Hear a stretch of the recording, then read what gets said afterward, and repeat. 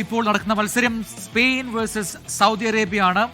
ഇപ്പോൾ സ്പെയിനിന്റെ ഗോൾ വർഷം തന്നെ സൗദി പോസ്റ്റിലേക്ക് ഉണ്ടാവുന്നു എന്ന് പറയേണ്ടി വരും. എതിരില്ലാത്ത 4 ഗോളിന് സ്പെയിൻ മുന്നിട്ട് നിൽക്കുകയാണ്. സ്പെയിനായി മൈക്കൽ ഒയർസബാൽ ഇരട്ട ഗോൾ നേടിയിട്ടുണ്ട്. ലമീൻ യമാൽ സൂപ്പർ താരവും ഇത്തവണ ഈ മത്സരത്തിൽ ഗോൾ നേടി എന്ന് പറയുമ്പോൾ സ്പെയിൻ കഴിഞ്ഞ മത്സരത്തിൽ പാഠം ഉൾക്കൊണ്ട് മുന്നോട്ട് വന്നു എന്ന് വേണം കരുതാൻ.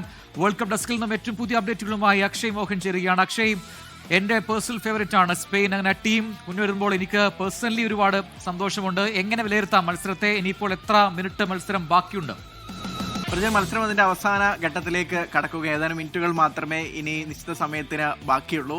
ഈ കളിയാണ്, സ്പെയിനിൽ നിന്ന് ഈ കളിയാണ് കഴിഞ്ഞ മത്സരത്തിൽ നിന്ന് ആരാധകരാകെ പ്രതീക്ഷിച്ചത്. പക്ഷേ ആ കേപ്പ് വെർദെക്കെതിരെ മത്സരത്തിൽ അത് ലഭിച്ചില്ല. അതിന്റെ മുതലും പലിശയും അടക്കം തീർക്കുന്ന സ്പെയിനെയാണ് ഇന്ന് കണ്ടത്. തുടക്കം മുതൽ ആക്രമിച്ച് കളിക്കുന്ന സ്പെയിൻ, അതിന്റെ ഫലം അവർക്ക് ആദ്യത്തെ 10 മിനിറ്റിൽ കിട്ടി. ആദ്യം ഗോൾ നേടിയത് സൂപ്പർ താരം ലമീൻ യമാലാണ്. യമാലിന്റെ ഈ ലോകകപ്പ് കഴിഞ്ഞ മത്സരത്തിൽ ലോകകപ്പിൽ അരങ്ങേറി. അത് രണ്ടാം മത്സരത്തിൽ തന്നെ ലോകകപ്പിൽ ഗോൾ നേടുക കൂടി ചെയ്തു. മറ്റൊന്ന്, ഇതിൽ കോച്ച് വരുത്തിയ മാറ്റങ്ങളാണ്. കഴിഞ്ഞ മത്സരത്തിൽ നിന്ന് 4 മാറ്റങ്ങളുമായിട്ടാണ് ലൂയിസ് ഫിവിന്റെ ടീമിനെ ഇറക്കിയത്. അതിൽ ഏറ്റവും പ്രധാനപ്പെട്ടത് ലമീൻ യമാലിനെ പ്ലേയിങ് 11ലേക്ക് കൊണ്ടുവരിക, അതോടൊപ്പം ഡാനി ഓൾമോനെ കൂടി മധ്യനിരയിലേക്ക് എത്തിക്കുക.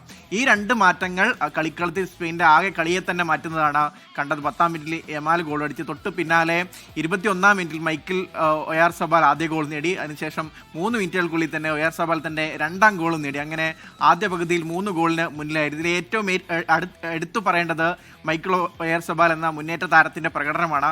കഴിഞ്ഞ മത്സരത്തിൽ ആദ്യത്തെ 30 മിനിറ്റിൽ ഒരു തവണ പോലും ബോൾ തൊടാൻ കഴിയാത്തതിന്റെ നാണക്കേടുമായിട്ടാണ് ആ മത്സരം പൂർത്തിയാക്കിയത് ഒയാർസബാൽ. പക്ഷെ അതിനുശേഷം അദ്ദേഹത്തിന്റെ ശക്തമായ തിരിച്ചുവരവ്, ആദ്യ 25 മിനിറ്റിൽ തന്നെ 2 ഗോൾ നേടുകയും അതോടൊപ്പം യമാലിന്റെ ആദ്യത്തെ ഗോളിന് അസിസ്റ്റ് നൽകുകയും ചെയ്തു ഒയാർസബാൽ.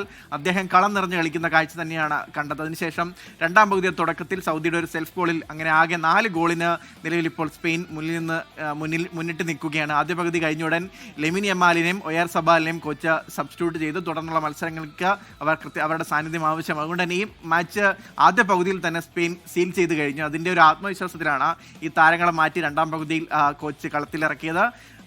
സ്പെയിൻ ആഗ്രഹിച്ച രീതിയിൽ സ്പെയിനിന്റെ ഒരു മുൻ ലോക ചാമ്പ്യന്മാരുടെ യഥാർത്ഥ നിലവാരത്തിലേക്ക് സ്പെയിൻ ഇന്ന് ഉയർന്നു കഴിഞ്ഞ് അക്ഷരാർത്ഥത്തിൽ തന്നെ സൗദി നിഷ്പ്രഭമാക്കുന്ന ഒരു കാഴ്ച തന്നെയാണ് കണ്ടത്. ഒരു ഷോട്ട് പോലും സൗദിക്ക് ഗോളിലേക്ക് ഉയർക്കാനായില്ല. നിലവിൽ ഇപ്പോൾ കളി അവസാന ഘട്ടത്തിലേക്ക് എത്തി നിൽക്കുകയാണ്. വാമോസ് എസ്പാന എന്ന ചാന്റ് അവിടെ ഗാലറിയിൽ മുഴങ്ങിക്കേൾക്കാം. എന്നാലും സ്പെയിൻ മത്സരത്തിൽ മുന്നിട്ട് നിൽക്കുന്നു. സൗദി അറേബ്യ ഇനി തിരികെ ഒരു ഗോൾ അടിക്കുമോ എന്നൊക്കെയുള്ള പ്രതീക്ഷയിൽ കൂടിയാണ് കടന്നു പോകുന്നത്. നമുക്ക് നോക്കാം എന്താണ് അവസാന ഫലം എന്നുള്ളത്. അക്ഷയ് മോഹനാണ് വേൾഡ് കപ്പ് ഡെസ്കിൽ നിന്നും വിശദാംശങ്ങളുമായി ചേർന്നത്.